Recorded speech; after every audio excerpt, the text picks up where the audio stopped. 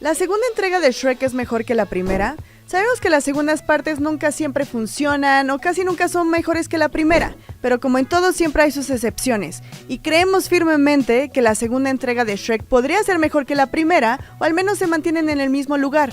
¿Pero por qué? Las razones pueden variar y hay muchísimos factores para considerar. Por ejemplo, está la referencia o la base de los romances medievales, también está toda esta parodia que hace a los cuentos de hadas y de fantasía, o incluso la animación, que para esas épocas, hace más de 20 años, no se acercaba ni tantito a lo que estaba haciendo Disney o Pixar. Pero creemos que la parte más importante de por qué la segunda parte podría ser mejor que la primera reside en el guión, la traducción, las referencias a la cultura pop y cómo todos podemos entender esta historia. Todos en algún punto de nuestra vida hemos utilizado alguna frase de Shrek. ¿Bromeas? Es un papucho. Así que para hablar de este tema tan importante, nuestro invitado de hoy en Cinemática es Javier Rodríguez, quien es locutor, productor, reportero, escritor, ha trabajado en comerciales, ha hecho doblaje, también es guionista y sobre todo participó en la traducción de la segunda parte de Shrek. Así que bienvenidos a Cinemática. Siempre vamos a tener un invitado para hablar de todas estas historias con las que conectamos. Aquí tenemos a nuestro invitado de Cinemática, Javier Rodríguez. ¿Cómo estás? Todo bien, muchísimas gracias, Vimet, por invitarnos a este espacio. No, muchísimas gracias a ti. A ver, personal, me gustaría empezar este diálogo diciendo que me he enfrascado durante casi toda mi vida en debates sobre Shrek. Okay. Unos son sobre si es mejor la primera que la segunda o la segunda que la primera, si es mejor el doblaje y cuál es tu frase favorita de Shrek. Híjole. A ver, empezando con la tercera. Ajá. Personal, sí estoy un poquito viciado. Me gusta mucho más la 2. Ajá. Porque pues trabajé en ella. Ajá, claro. Entonces, ajá. Creo que ahí estoy viciado. La 1 es maravillosa, debo de confesarlo, y de hecho de ahí viene mi frase favorita de el hombre, del muñeco de jengibre. Ajá. Mis botones de comida, no mis botones de comida. Esa me encanta. Sí. Digo, independientemente de algunos chistecitos que se van ahí como perdiendo cuando, por ejemplo, va llegando en la 2 burro y dice, ay, aquí podemos desayunar tamales con champán. Ajá. Todas estas, esas son como de mis frases favoritas, y creo que, y como lo platicábamos un poquito fuera del aire, una de las cosas es que sí considero de Shrek, que comparte con Back to the Future, es que la 2 puede llegar a ser mejor que la primera. O sea, las segundas partes, o por ejemplo Dark Knight, también una de las películas de Christopher Nolan, para mí es la mejor. Entonces creo que si te esfuerzas como tal en estas, en unos buenos diálogos, en unas buenas tramas, pues vas a tener un producto muy bueno. Pues es como entendimiento, creo yo, de que la primera tiene que ser muy buena para que la segunda tenga la posibilidad de mantenerse en el mismo lugar o superarse. Sí, o sea, debes de plantear un muy buen producto. Bueno, por ejemplo, ahorita está muy de moda Dune. Ajá. Yo no pude con la 1 y todo el mundo dice, tienes que ver la 2, y yo, pero es que ni siquiera pude con la 1. No, entonces, ¿cómo voy a llegar? Sé que en algún momento tendré que verla, sí. Pero es lo que sucede. A mí Dune no me atrapa y no fui al cine a ver la 2 por lo mismo. No lo puedo creer. Yo siento que en el caso específico de Dune, la primera es como preámbulo y es la presentación y tiene que ser, se va planteando, este es el personaje, este es el conflicto, y ya en la segunda es como todo lo que sucede y es súper épico y es la batalla y es cuando llega al clímax y ahí se va como solucionando parte del conflicto y demás. Pero lo que pasa, por ejemplo, con Back to the Future o con Shrek es que como una presentación, no sé cómo decirlo, completamente dinámica y funcional desde la primera parte hasta el último. O sea, vaya, debemos de partir que Dune viene de los libros, entonces es mucho más diferente la narrativa, en donde aquí en el cine pues tienes primero planteas a nuestro héroe y después vas en las decisiones del primero, segundo, tercer acto, todo esto. Y, por ejemplo, si te pones a pensar fríamente de qué trata, por ejemplo, Shrek, es la 1, es un ogro tiene que rescatar su pantano, rescatando a una princesa, básicamente. ¿Cuál es la premisa de la 2? Es un ogro tiene que convivir con sus nuevos suegros. Nada más.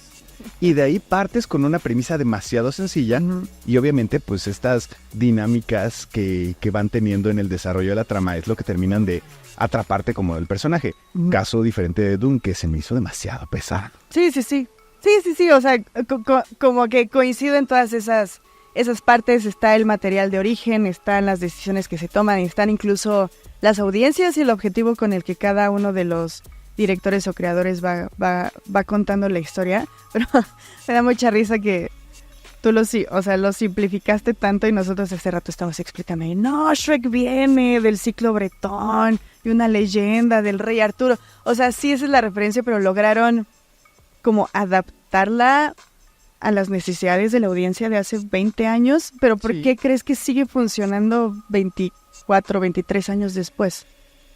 Yo creo que por la misma simplicidad y, por ejemplo, no es estas películas que caen en un tiempo específico. Uh-huh. ¿A qué me refiero? No es como estas películas como, por ejemplo, Dark Knight, en donde pues ya tienes celulares y ya tienes tecnología, entonces lo tienes más o menos seteado en qué te gusta, 2004, 2008, sí.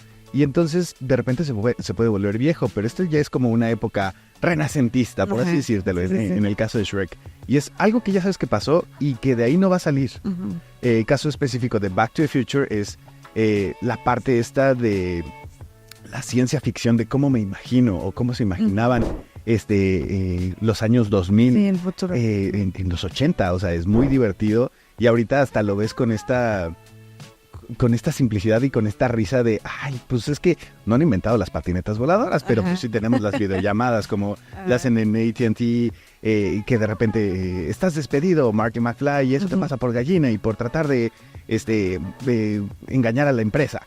Entonces creo que esa simplicidad recae en que es atemporal. Y como te decía, tienes una premisa muy, muy simple que cualquiera lo puede entender, y obviamente los niños y los adultos, porque también eso es lo que siempre pasó por ejemplo, en Shrek. Es una película para niños, pero tiene chistes también para adultos. Sí, cuando está... ¿cómo le hiciste para...? No me acuerdo cuál era el texto específico, pero es como cuando llega la dragona. Oye, ¿cómo le hiciste? Pues, ¿qué no sabes de las cualidades de un burro? ¿Has oído hablar de las cualidades de un burro? O sea, los adultos se reían en el cine y los niños no entendían. Digo, creo que a ti no te tocó verla en el cine, te tocó muy chiquita y no entendías. Sí, me tocó verla en el cine. Entonces, creo que es de ahí donde viene ese gramito del éxito. Aquí. Creo que mencionas algo y le diste en el clavo, y es una historia, es un desarrollo, son personajes que todos entendemos, y como que parte de la conclusión es que en la segunda entrega como que aumentaron las apuestas para las referencias de la cultura pop, no solo ya de los cuentos de hadas como en la primera entrega, sino más bien como a la cotidianidad. O sea, lo platicábamos, hay un Starbucks por ahí, o sea, como ves Los Ángeles y se burla, bueno, como de Beverly Hills, o sea, son cosas que todos entendemos y no necesariamente nos podemos relacionar, pero sí vamos a entender de qué están hablando. Sí, y por ejemplo, también cuando el hada se enoja y que llega con el rey, me hiciste romper mi dieta, y entonces empieza y llega a un automac, por ejemplo. Sí. También creo que mezcla diferentes sociedades en donde empiezan como, pues vámonos en huelga cuando están fabricando las pociones. Entonces tiene como de estos detalles que lo adaptan, como te digo, como este periodo renacentista, que creo que es muy erróneo lo que estoy diciendo, pero creo que de ahí planteándolo es como lo más sencillo para que cualquiera lo entienda. Sí, completamente de acuerdo. Y, o sea, hablando como de todas estas circunstancias, las referencias, la cultura pop, etcétera, está la parte que también mencionabas, que es la traducción del guión y el doblaje, sobre todo para América Latina, México. Creo que aprovechando que son referencias que todos entendemos, digo, no sé, tú que trabajaste ahí, yo quisiera saber, y de verdad me causa mucha curiosidad, si de verdad era carta abierta a presentar toda la idiosincrasia, así, el lenguaje. No, fíjate que fue un tema muy, muy especial. He tenido la oportunidad de trabajar en otras películas y algo de lo que nos gustó, por ejemplo, en Shrek, es que siempre te daban el día, como digamos, los diálogos en inglés, pero tenían una columna especial en donde te decían, esta frase se refiere a tal chiste, y entonces te decían como, ¿cómo te diré? Como que te especificaban por si no te quedaba muy claro, para que no solo hicieras una traducción, sino que hicieras una adaptación. O sea, no es como, por ejemplo, esta frase en inglés que me encanta de from the back of my head. O sea, que es como que lo tienes ahí retenido en tu cabeza, pero si lo pones de la parte de atrás de mi cabeza, son cosas que no tienes. Sentido. Pero acá, ¿cómo decimos? Entonces ¿va para Latinoamérica o va para México? Porque si va para México, debemos de decir, lo tengo aquí en la punta de la lengua, por decirte algo, que es como algo que ya tienes ahí como listo. O si tienes que irte como a albercas, piscinas, como en Latinoamérica, debes de ser un poquito más universal, por así decirlo. Entonces, estos puntos que tenían dentro de los guiones nos ayudó muchísimo. Entonces, es como el chiste que te decía de los tamales y la champana, y la champán. Entonces, ahí mencionaba algo así como Continental Breakfast and Waffles, algo así. Entonces, pero ellos hacían un chistecito. Entonces, aquí tienes una oportunidad de adaptarlo a tu mercado para que suene mejor. Pero eso sí, también pues veníamos de una línea en donde, oye, pues es que esto se puede malentender. Entonces no era así como una carta abierta como tal, porque incluso había una persona que vino directamente, si no me equivoco, de Los Ángeles, de DreamWorks, a trabajar con nosotros. Por ejemplo, en la película 2, cuando quiere traicionar el rey con el gato con botas que cita Shrek, y están perdidos y, sí, mira, ahí está el arbusto de Paquita la del barrio. Ajá, fue iba a preguntar de eso. Fue todo un tema, porque decían, pero es que esto está muy mexicanizado, entonces... No, o sea, puede ser que sí, para los mexicanos Paquita la del barrio sea un personaje, se parece como tal. Creo que en inglés era Shirley Temple, algo así como el arbusto. Pero a final de cuentas tuvimos que convencerlo para decirle, oye, pues mira, es como Paquita la del barrio, porque pues en Latinoamérica pues la gente del barrio tiene pues digo, va a sonar ahorita muy mal porque es un políticamente incorrecto, pero tiene como este perfil en donde son como descuidadas físicamente y todo esto. Entonces fue así como fuimos tratando de convencer y también tratar de explicar cada punto, porque nos revisaban cada punto. O sea, y todavía, independientemente de que cuando se entregaba el guión como tal, ya con la traducción y las explicaciones que también nosotros poníamos, todavía cuando se hizo el doblaje, estábamos en revisión. De hecho, el doblaje se hizo aquí en La del Valle. Órale. Casi enfrente del Parque Pilar. Ok. Sí, justo te iba a preguntar por lo de Paquita del barrio, porque esto es 100% real. Me acuerdo que cuando la vimos en el cine, creo que mis papás dijeron así como de, es tan famosa que hasta la mencionan ahí. Ya hasta hace mucho tiempo después fue entender como de, no, o sea, en inglés no escribieron Paquita la del barrio, sino más bien fue como el entendimiento que tenemos acá de las cosas, nuestras referencias y demás. Pero, por ejemplo, ¿qué sucedía en las partes? A mí me da mucha risa y es de mis frases favoritas cuando van a buscar a la hada madrina y creo que no la encuentran y dicen, a ver si hay suerte para la pócima. Pues a ver si tenemos más suerte para la pócima. La pócima. ¿Entendieron? La pócima. Ajá. Eso es como ese jugar con el lenguaje, que sí, es como muy de aquí. Ahí estaba mucho de moda cuando se trabajaba, justo por eso nosotros trabajamos directamente esta adaptación, porque era con Eugenio cuando se estaba trabajando XH Derbez, si no me equivoco. Y una de las características que él tenía junto con mi padre, con Gus, era el juego de palabras. Entonces también Eugenio nos daba esta cierta libertad. Como te digo, yo nada más estuve en la 2, pero trabajó después cuando nosotros ya hicimos nuestro trabajo. Todavía él lo supervisaba y todo esto, pero este juego de palabras pues estaba muy de moda en esa época. Entonces digo, la verdad no es porque fuera mi papá, pero era un maestro dominándolo. Aquí todos lo reconocemos. Exacto. En verdad. Muchas gracias. Oye, y en términos de animación, o sea, como que ha sido muy criticada. En 2021 en The Guardian salió una editorial aprovechando como el 20 aniversario de la primera y destruyen la película. O sea, no solo la historia, el desarrollo, los personajes, incluso las voces, como que Mike Myers dicen que no funciona, como que conserva ese acento escocés que siempre metía. O sea, destruyen la película y una de las cosas que dicen es que la animación era como que muy chafa. Pero a mí me parece que no es que fuera chafa, no estaba al nivel, por decirlo de alguna manera, de lo que hacía Disney o Pixar ya en esas épocas, pero yo siento que la animación incluso funciona con la película, con la historia y con los personajes. O sea, como justamente es esa parodia y esa sátira a lo que habíamos estado viendo durante 70 años. Digo, estamos hablando... yo no conocía esto de The Guardian que estás mencionando. Uno de los puntos es... Digo, debemos de partir que era la tecnología de hace, ahorita ya 23, 24 años, que aparte no es cuando se publica, sino cuando se empieza a trabajar. Entonces échale otros 2 años para atrás. Claro. A final de cuentas, DreamWorks considero que aunque nunca fueron una potencia como tal, pues también era hasta donde les alcanzaba el presupuesto. O sea, Claro. es una apuesta. Y yo digo que la creatividad no está peleada con el presupuesto. Y ese es el caso del éxito en este momento de Shrek, por así decirlo. O sea, es como, no tenían a los mejores animadores, no tenían las mejores computadoras de Silicon Graphics, que eran con las que se trabajaba un Toy Story, con las que se trabajaban todas estas películas de Pixar, pero ellos hicieron un muy buen trabajo porque cumplieron con lo que se tenía que hacer.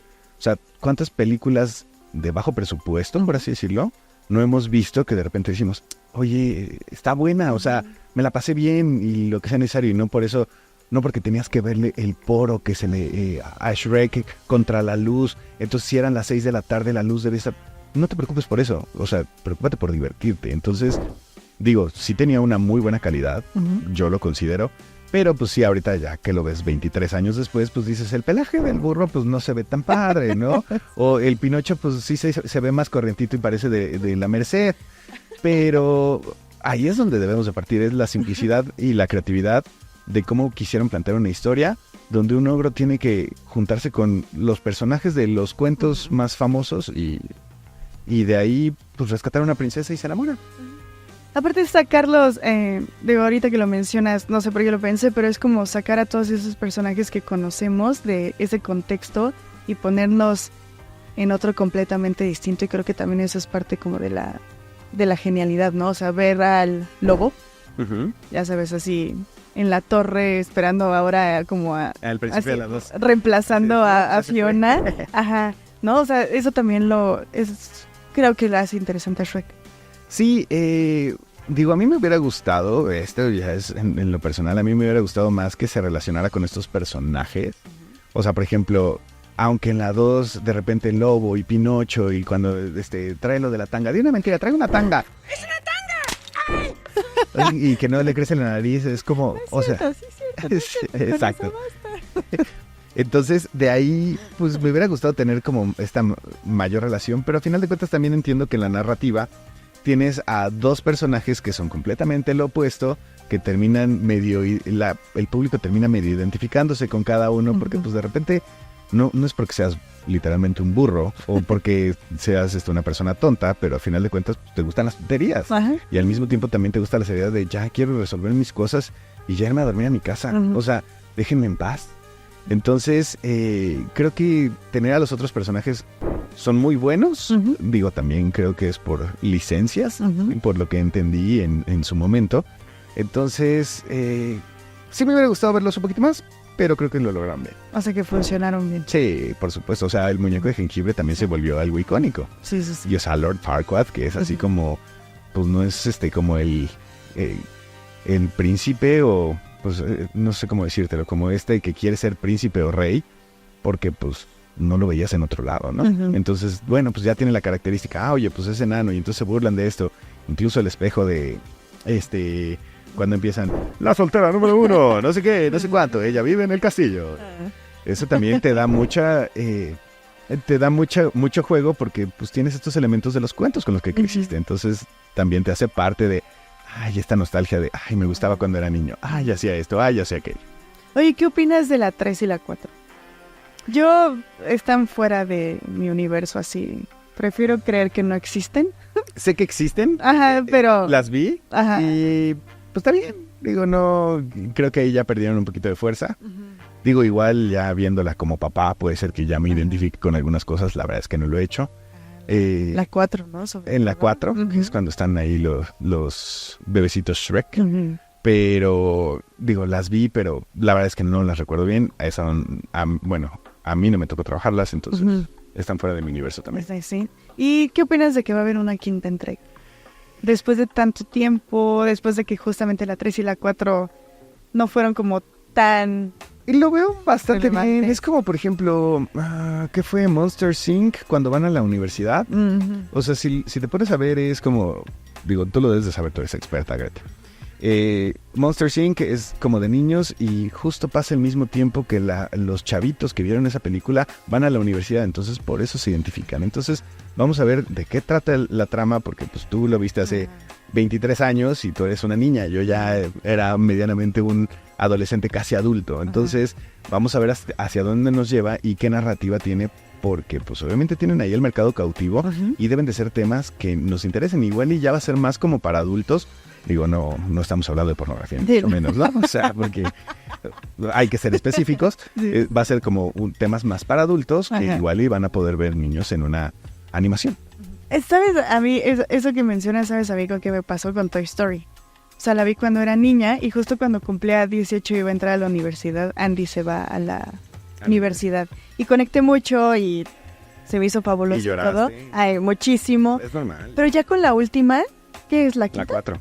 Es la cuarta, ¿verdad? Sí, cuando Ya. está como en la feria. Ajá, que, o sea, se me hace buena, es de calidad, la animación, los personajes, bla, bla, pero no sé, creo que ya era como, es necesario y siento que con Shrek podría pasar. Y también va a salir la quinta de Toy Story Es verdad, en el junio de 2026. ya no me acordaba. Sí, Ay, no. entonces, pues también va a ser, vamos a ver cómo te van llevando. Y digo, Pixar lo hace muy bien, como te dije, o sea, de la Monsters University, y en este caso, pues tú cuando también lloraste, no lo por había algo te pensado. identificaste. Ajá. Entonces, esta línea del tiempo, vamos a ver hacia dónde te lleva.